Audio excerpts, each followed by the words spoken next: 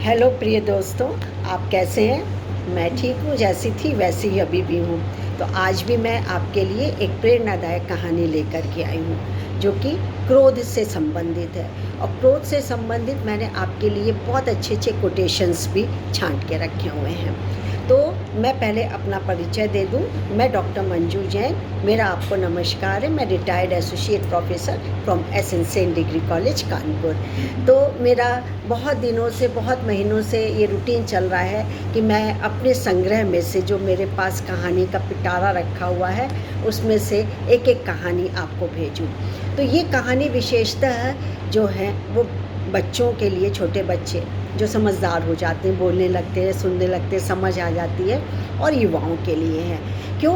क्योंकि आज की आपाधापी भाग दौड़ में और तनाव इतना ज़्यादा बढ़ गया, और इसमें कोरोना पीरियड में तो आप देखिए आंकड़े पहले से ज़्यादा 13 से 35% तक जो कि है तनाव के, आत्महत्या के, डिप्रेशन के या इस तरीके के आंकड़े सामने आए हैं। तो इसका मतलब है कि कहीं ना कहीं ऐसी बात है जो कि हमारे अंदर कमी ला रही है, या हमारे में एक जो सहन शक्ति होती है वो ख़त्म होती जा रही है। लेकिन मैं ये दावे के साथ आपको कह सकती हूँ कि यदि प्रेरणादायक कहानी या धर्म का सहारा लिया जाए तो आपको कहीं ना कहीं संतुष्टि तो प्राप्त होती है, लेकिन ये बहुत सहायक के रूप में हमारा मार्गदर्शन करती, एक औषधि के रूप में हमको मिलती है। तो आज भी मैंने एक कहानी आपके लिए निकाल के रखी है जिसका शीर्षक है संत कौन। ठीक है, तो संत कौन का है कि एक नदी तट पर बहुत बड़ी सी शिला थी, और उसमें एक धोबी का एक नियम था कि रोज़ रोज़ वहाँ पे कपड़ों का गट्ठर लेके आता था और वहाँ पे खूब फचीट फचीट के कपड़े धोता था, धोएगा ही। अब जब एक दिन आया तो देखा कि साधु कोई संत बैठे हुए वहाँ पे और अपना पूजा पाठ कर रहे हैं, ध्यान लगा रहे हैं अपना। तो वो बैठ गया अपना। तो उसने सोचा कि साधु महाराज हैं, ये अब थोड़ी देर में उठ जाएंगे।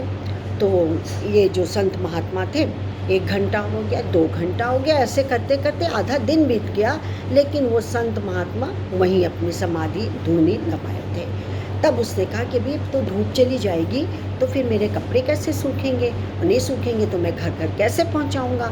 तो उसने कहा, बहुत विनम्र स्वर में धोबी ने कहा, बहुत संयत स्वर में कहा कि संत महात्मा जी, ये तो मेरे बैठना कपड़े धोने का स्थान है, आप जो कि कहीं और समाधि लगा लीजिए, पूजा पाठ कर लीजिए। तो वो उठ करके थोड़ी दूर में जा कर के एक ऐसी बना हुआ था उसके ऊपर बैठ गए, और इधर उसने अपना गट्ठर खोला धोबी ने, और ले छपा छप मार पीट कर छपाक छपाक कर कस के फचीट फचीट के धोने लगा जैसे उसकी आदत थी।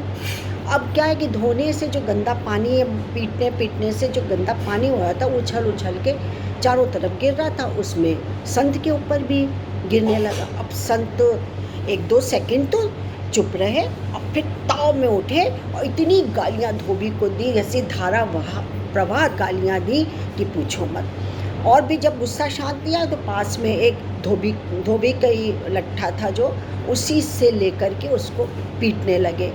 तो उसने कहा कि साधु महाराज, मैं आपके हाथ जोड़ता हूँ, और मैं तो निरा गंवार हूँ, मैं तो पढ़ा भी नहीं हूँ, लेकिन गलती से छींटे चले गए, मैं अपनी धुन में इतना रमा हुआ था कि मुझे पता ही नहीं लगा, मुझे क्षमा करें।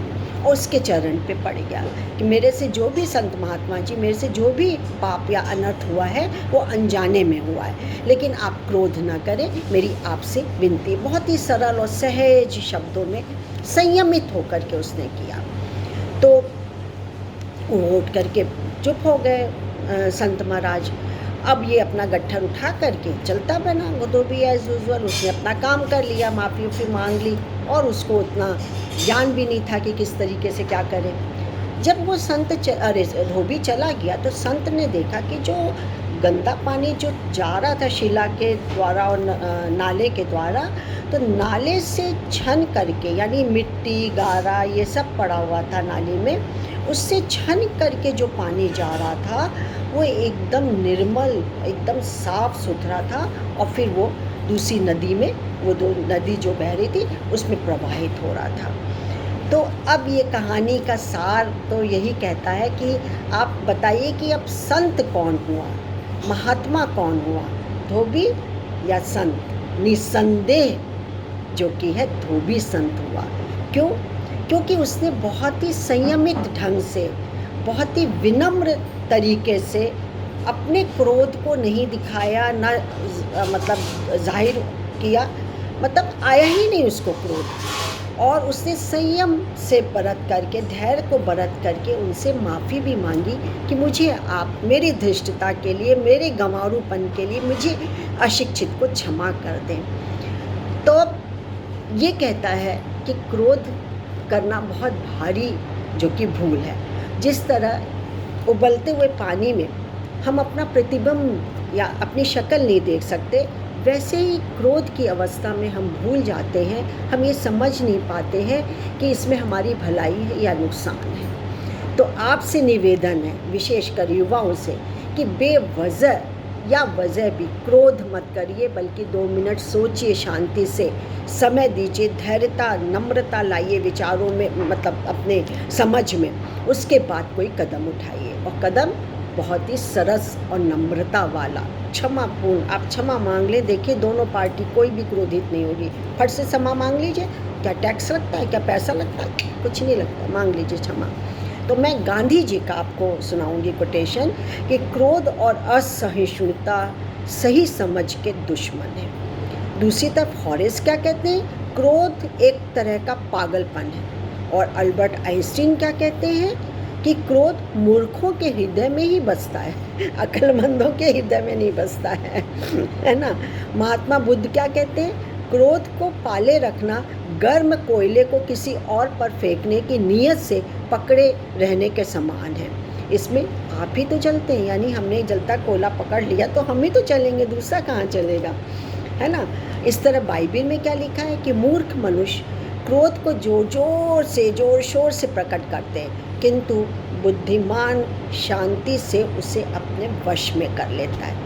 फिर क्या कन्फ्यूशियस क्या कहते हैं? जब क्रोध आए तो उसके परिणाम पर पहले विचार कर लीजिए कि क्या परिणाम होगा। फिर कन्फ्यूशियस क्या कहते हैं? जब क्रोध आए तो उसके परिणाम और उसके दुष्परिणाम दोनों पर विचार करिए। वेद व्यास क्या कहते हैं? जो मनुष्य क्रोधी पर क्रोध नहीं करता और क्षमा करता है, वह अपनी और क्रोध करने वाले की महासंकट से रक्षा करता है। तो सबने ये कहा, बहुत सारे लोग और भी हैं, प्रेमचंद हैं, हमारे इतने हिंदी साहित्यकार हैं, बहुत सारी बातों के क्रोध के बारे में बहुत सारे कोटेशंस आपको मिल जाएंगे। तो मैं आपसे यही संदेश पहुंचाना चाह रही हूँ और आपसे निवेदन करना चाहती हूँ, क्रोध पर काबू पाइए, अपने को संयत रखिए, धैर्य रखिए और फिर सरसता से बात करिए, आपको विजय प्राप्त होगी। आज के लिए बस इतना ही। नमस्कार, थैंक यू।